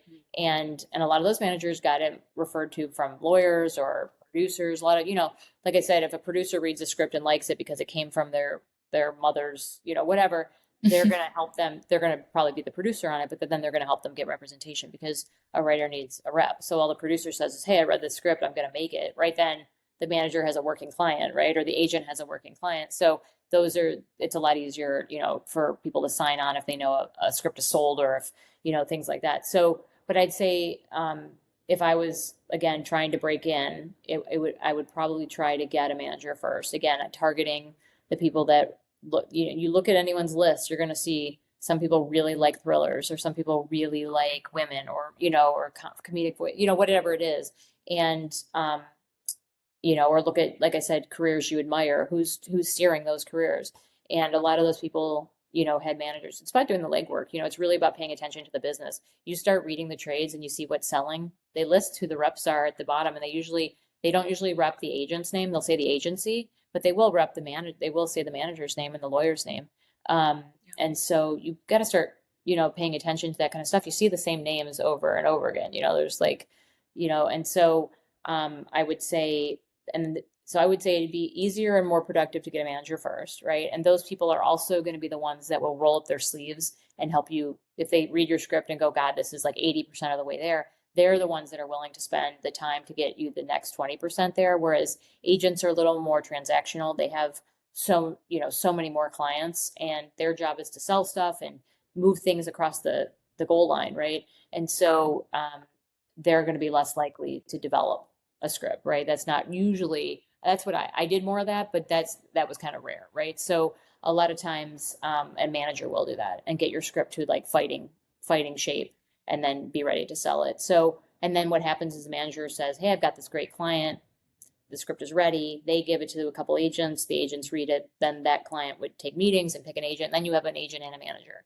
And getting a lawyer is super easy, right? At that point. It's like the lawyer is actually grateful for the call. An agent will call a lawyer that, or the manager will call a lawyer they have a relationship with and say, I've got a new client, to a lawyer. They only have to do work when there's a deal to be done. So it's not a big deal for them to take on a new client because they're only getting the phone call when there's money on the table, right? It's a little more speculative when you're an agent or a manager because you don't know if those things are going to sell. So getting the lawyer is not the hard part, so I'd say that's typically, and then they usually work together. And then as your career grows, most people will have one or the other. They'll either keep their manager or they'll keep their agent, but they don't usually, you both make 10%. So you are giving a lot away. And in many ways, their duties do overlap. So if you've reached a point in your career where you're kind of a name and you don't maybe necessarily need as many people pitching you in the community because you have relationships and you are established, then maybe you just would probably have one at that point. Yeah. Okay, that makes sense. And you mentioned that, you didn't really consider, unsolicited scripts as an agent, but do you think cold querying works or do you think word of mouth is kind of, I don't know if you can generalize, but. I'm sure there's probably exceptions to every rule. I'm sure there's a cold query that came in. It wasn't because I didn't sympathize or understand the plight of the writer. It was merely because, I had 72 clients. I had 4 staff. I had a lunch. I had 6 scripts to read that night and I had a drinks meeting, right? So it's like, it was just a volume. It was a bandwidth issue. And a lot of times I'd scan them. I definitely would scan them. But a lot of times it was so clear that the writer had not done any research. I still get query letters. I haven't been an agent since, I don't know what, 2015, 2016. I still get emails saying, dear, I'm not it's insane. 10 years after I'd left that side of the business that people are still querying me. Like they didn't do the research. I haven't been an agent, so it's like, if they're not even doing that, research, but like, there's misspellings or they're super long, right? Like get in, get out, all anyone's going to read is, what is it about? that's really what somebody wants to know, right? When people like bury that lead and they put all the festivals they've submitted to, I got 19th place at the National, it's like, that means nothing. And it's like, or to not know anything about who I am or who they're even targeting. Like to say, if I had read something that said, you know what, you represent, Susanna Fogel. I've really admired her career. And I think, I aspire to write in that genre. And I think, and then this is what I have, at least shows they did a little bit of research. They know a little bit about who I work with. And then, and I'll read it. I think maybe in my life I've asked for two. But a lot of times, and then the other thing too is a lot of times the idea is just not good, right? Unfortunately, I get these like, and then people are, it's just be simple and concise and short and sweet, knowing that whoever's reading it doesn't need your life story and doesn't need, and so, but to me, that's not the most productive way to go about it. It's such a personal business, and it's such a referral business, and it's still that way that it just, if you can, your time would be better spent going through your Facebook friends and looking at connections and figuring it out, because I guarantee you someone knows someone who knows someone. It's just almost impossible not to. And it's about really being not annoying, but assertive in reaching out to people. But when you do, your script should be in great shape. It shouldn't be your first draft if you haven't, and it shouldn't just be your mom reading it, like a lot of people, if you give it to 6 people and 6 people have the same question, like you really stop and go, okay, maybe this is unclear, or maybe, and so you really have to, when you get that shot with that person, you want to have your best foot forward. So it's not a first draft. It is not typos. No, like, what I mean? Really, like my mom is great. She's like, I don't know what makes a good movie, but my mom catches every typo in my scripts. So my mom, I don't know if I'm going to give you good story notes, but I definitely know that does not have 2 L's in it. And I was like, all right, thank you. Yeah.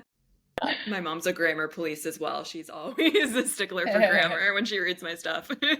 Dad actually wrote the Mormon joke. Like I had, at the very, I had written the original one, but my dad was reading the script and he goes, God, it'd be really funny at the end if the dad was like, is that the Mormons again? Like have a callback. It's so good. It's so good. And oh my gosh. Speaking of music, I love the final song as well. I know that might have not been your decision, but I just think it's so beautiful.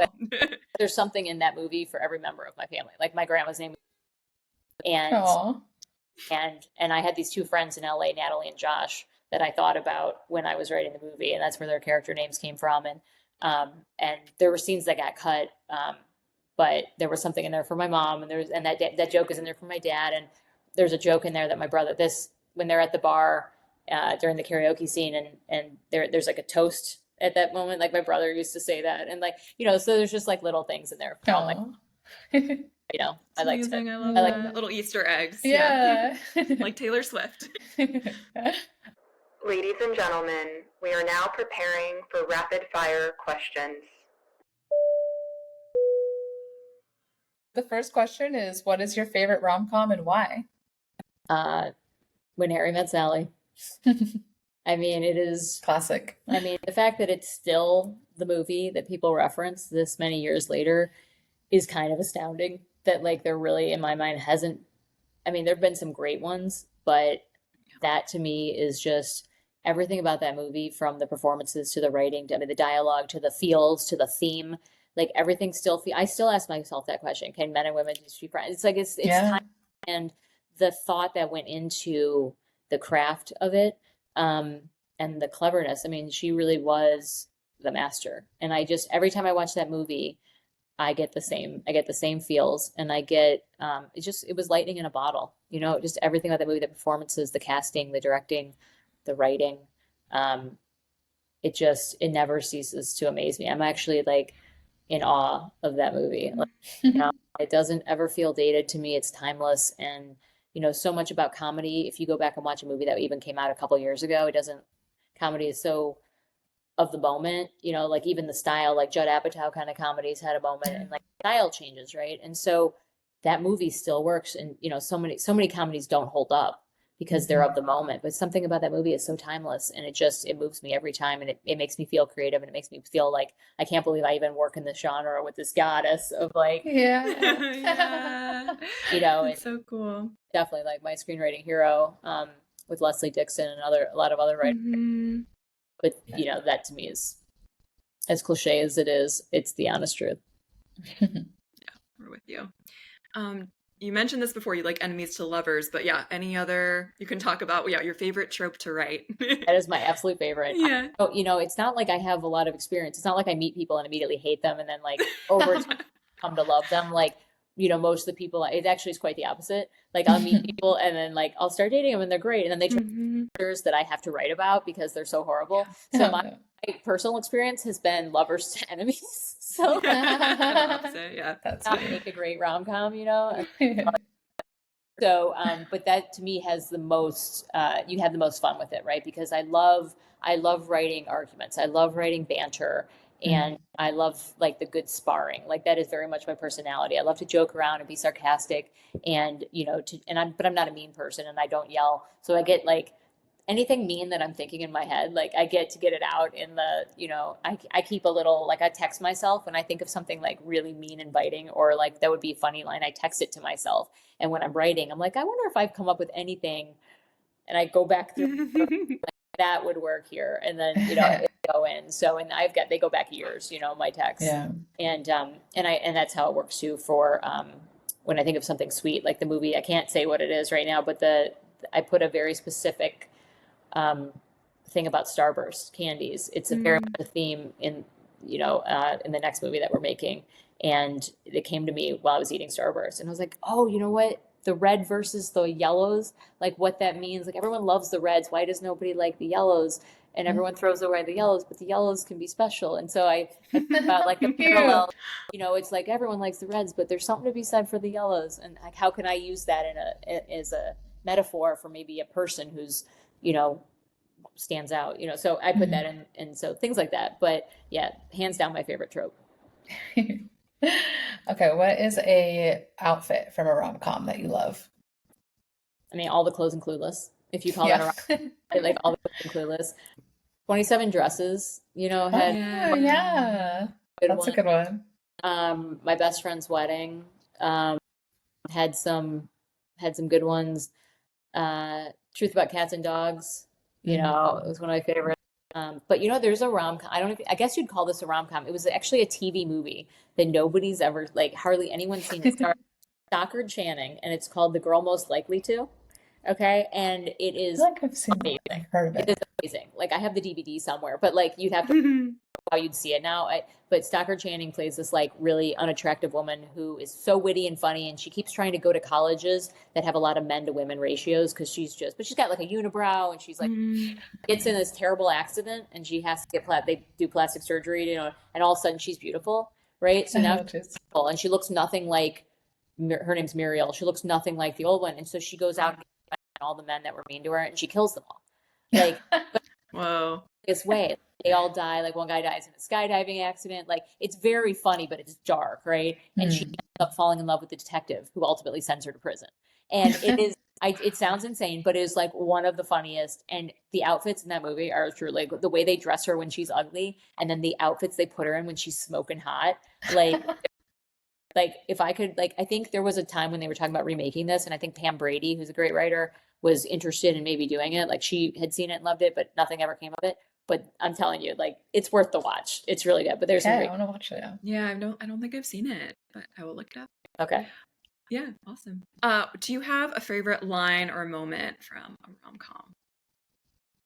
In Love Hard or in or either way? Yeah. So narcissists be like, if you were like, what's your favorite rom-com? I'm like, Love Hard. Like, yeah. Rightfully so. One of my favorites is actually While You Were Sleeping. I think that movie structurally is very tight. Everything about that movie works. And one of the things I was inspired by in that movie is they never swear. There's not one swear word in the movie. And I realized when I was writing Love Hard, there was way much more swearing in Love Hard than actually showed up in the script than actually showed up in the movie. And I realized that it's kind of lazy writing to rely on like the F-bomb or this to get a laugh. And I thought about my favorite rom-coms, Truth About Cats and Dogs, was, it's older, but I loved it. The best ones have no swearing in them. And they're just, it's such you have to work harder for the laugh and for the cleverness. And there's not a single swear word While You Were Sleeping. And so now when I write, I don't swear. Like I think there's maybe 2 or 3 in Love Hard. There were a lot more, and we pulled them out. Yeah, I just think that's better writing. There's moments that you need it and it works, but But the quote that I think of, again, when I think of When Harry Met Sally, that always gets me, is that line. He goes, when you find the person that you want to spend the rest of your life with, you want the rest of your life to start as soon as possible. And that Such a just good warms one. my heart.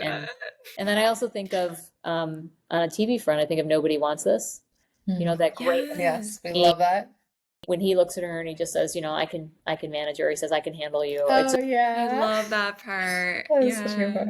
But it's like, and I know it's been talked about, but it's like to any girl who's ever felt like she's too much, or like she can't ever say what's really on her mind, or what's really, you know, or that she'll be, you know, labeled, you know, too much or too needy or too whatever. And, you know, I think a lot of women have that fear that they're going to be too much, or that they're going to be too needy, they're going to come off as whatever, when really they're just searching for consistency, right? Like just be honest with your word, be straightforward. And if you can get that from somebody, like 90% of the crazy goes away, you know? Yeah. And he says that to her. She's spiraling, she's going in, he says, I got you. Like you watch her whole body. And to me, that's like one of the most real moments of like how a real human relationship would go, is to hear that word from somebody that's like, I got you, or I can handle it. And it's like, it's safety. Better than I love you. It's better than a proposal. It's just like, it's like truly being seen. And so those are a current one and an older one. Yeah. Are there any rom-coms recently you've seen that you recommend? I've seen a lot that I wouldn't recommend, and Same. you know, it's tough because you know, I watch all the Netflix stuff, you know, and a lot of so I'm just, out of preservation for my job, I'm not going to mention the ones that maybe I didn't. A lot of the ones, you know, I rewatch a lot of the. I mean, my favorites. I mentioned a lot of them. You know, one, I don't even know if you consider this a rom-com, but like The Other Woman, I think is a great. It's more of a female friendship movie. There isn't, you know, it's sort of like people say Miss Congeniality is a rom-com. It's not really, but it has an element to it, you know. But you know, my favorites, like Bridget Jones' Diary, like the classics. You know, I think I loved Set It Up on Netflix. That's one of That's my favorite. Just so well done. I love that screenwriter. I've met her several times. I've been on roundtables with her. I think she's really great. And I just I haven't seen The Materialist yet. I haven't, you know, it seems like something I would like. I try to see them all, but I haven't. Nothing has. It's a tough genre because it's, again, people are so familiar with the tropes. I feel like reviewers are very tough on the genre because it's like, oh well, I knew what was coming. It's like, that's not how you're never gonna win people over the surprise ending, you know. So and when you do mess with it, people don't like it if they don't end up together. Like I was asking the friend that I mentioned, Sheila. She worked on my best friend's wedding, you know, and people are like, well, Julia Roberts didn't get the guy, but somehow that movie works. Like, there you go. It's proof that you don't have to end up together. And she said that movie's not a romantic comedy. She goes, that movie is a coming of age movie. She goes, Julia Roberts was on a journey of self-discovery, and that you don't end up with the guy necessarily at the end of that movie. So people think it's a rom-com, but it's actually not. So the tropes hold up, you know, and for a reason. And so, so I wish I had a better answer to that one, but I go back to the classics and my feel goods, and, you know, and I guess you'd call it a rom-com, Crazy Ex-Girlfriend. Like the show. I still watch that. That is my guilty pleasure. Not even a guilty pleasure. That's like my chicken soup for the soul. I think it's a really comforting show. Yeah, it is like chicken soup for my soul. Rachel, love that. The music. I'm going to see the live concert next week in New York. Cool. Our anniversary for that show. Oh yeah, I saw about that. But that's like my comfort. It's like Friends or anything like that. But watching Crazy Ex-Girlfriend is, you know, with the main character being Rebecca, I guess I relate a little bit to some of Yeah. That's fine. Love that. If money didn't matter, what would be your dream rom-com to create? Like if I didn't have to get paid? Well, no, or if you were like, producing like a big budget film. I mean, honestly, Love Hard does feel bigger budget. So it's like, I don't think you really had that many constraints in regards to that. But like any topics you want to tackle, but you're like, that's too big, or I don't know. You know, it's actually the opposite, right? Like if you want to make a bigger movie, that's how you get like theatrical. You know, if you want to make what was the Sandra Bullock Channing Tatum movie, you know, Lost City or whatever, which I love. Yeah. But like, you know, if you want a big budget, you have to almost mix genres, right? Or you have to get an actor that, if Sydney Sweeney wanted to do a rom-com, they're going to pay her, right? And then you get theatrical and all that kind of stuff.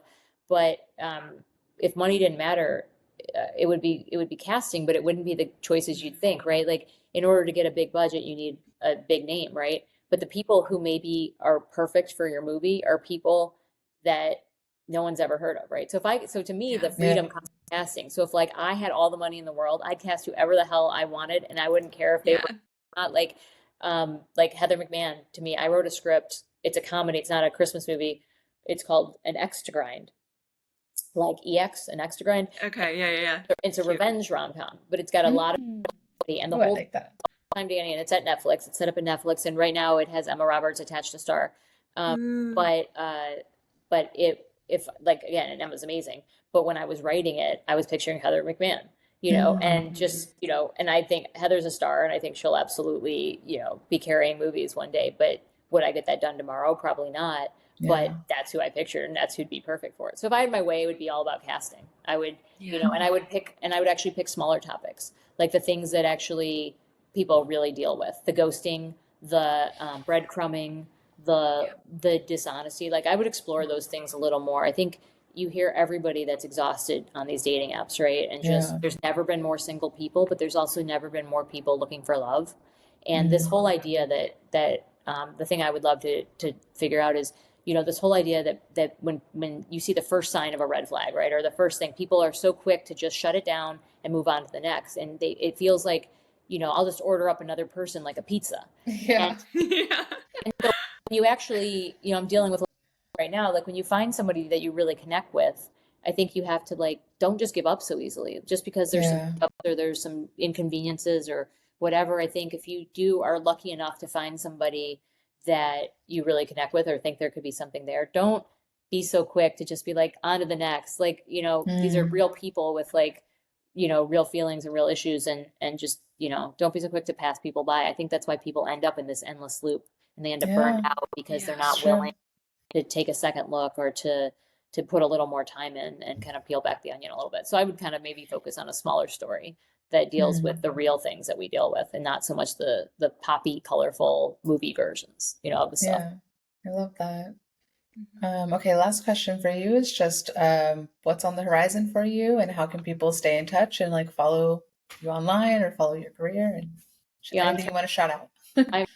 I'm terrible on social media because all my social media is private. I don't use it to promote stuff. I'm not, like, a lot of my friends are people in the business, right? Just because I've been doing it for so long. So a lot of producers, and so they'll see all my posts and they'll see my, hey, this is coming out or whatever. But I don't, I keep my social stuff pretty private for, I'm posting about, my friends and animals I love and butterflies.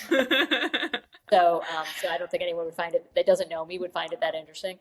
But in terms of stuff I'm working on, so I think the next one we're making, it's called Clashing Through the Snow, and Carlson Young's attached to direct it, who did Upgraded for Amazon. Yeah. Okay. So we're hoping to shoot that early next year and have it come out around Christmas next year. That's and our whole Love Hard team is involved in that. So how fun! Yay! They've been amazing, and that's an enemies to lovers trope that takes place. Two coworkers who hate each other find themselves having to share a rental car to get to New York in time for do different very agendas. And cool. Road trip movie. Yeah, I love that. So it's a little planes, trains, and automobiles with a modern spin, and a Taylor Swift character-esque character in it. And we had so much fun writing it. And so really hoping that you guys get to see that one next year. And then, we had the Emma Roberts project, the revenge rom-com, which is, it combines my two favorite things, which is falling in love and getting revenge at the same time. So awesome. Really enjoyed that one. And then we're working on, we're putting together a movie right now I can't really talk about, that is a comedy set around a woman whose life has gone very off the charts, right? And she finds herself on the jury of the person who sent her off on the rails. Whoa. So it's called One Angry Woman, and the idea being 12 angry men is nothing compared to one angry woman. Yeah. Oh my gosh, I love all these ideas. Yeah, no, I'm really genuinely excited to see your project. So that's so cool. We're putting that one together now, trying to sell that one. That's in the early stages, kind of pitch stage right now, but we're really excited about that one. And then we just have other stuff we owe Netflix and other projects we're working on. So it's been very busy. We're very busy, which I'm for, especially now. But yeah, so hopefully I think Clashing will be the next one you guys see though, which hopefully you guys like. Awesome. Yeah, sure. We will. We love Heart. So Love it. thank you so much for your time today. It's been so great chatting with you. Thank you so much, Rebecca. This was really special. You are a guest we've legitimately wanted since the beginning. We're about to hit our 2-year anniversary, which is crazy. This has been an episode of When Isabel Met Aviva. Thank you so much for listening. If you want to stay up to date with our episodes, please subscribe. Bonus points if you leave us a positive review. You can follow us on Instagram at whenisabelmetaviva and on Bluesky at whenisabelmetaviva. You can also find our personal profiles on Instagram and Bluesky too. Feel free to reach out if you have any questions or need any advice about your screenwriting career, or if you just want to obsess over rom-coms with us. And don't forget to watch and write as many rom-coms as possible.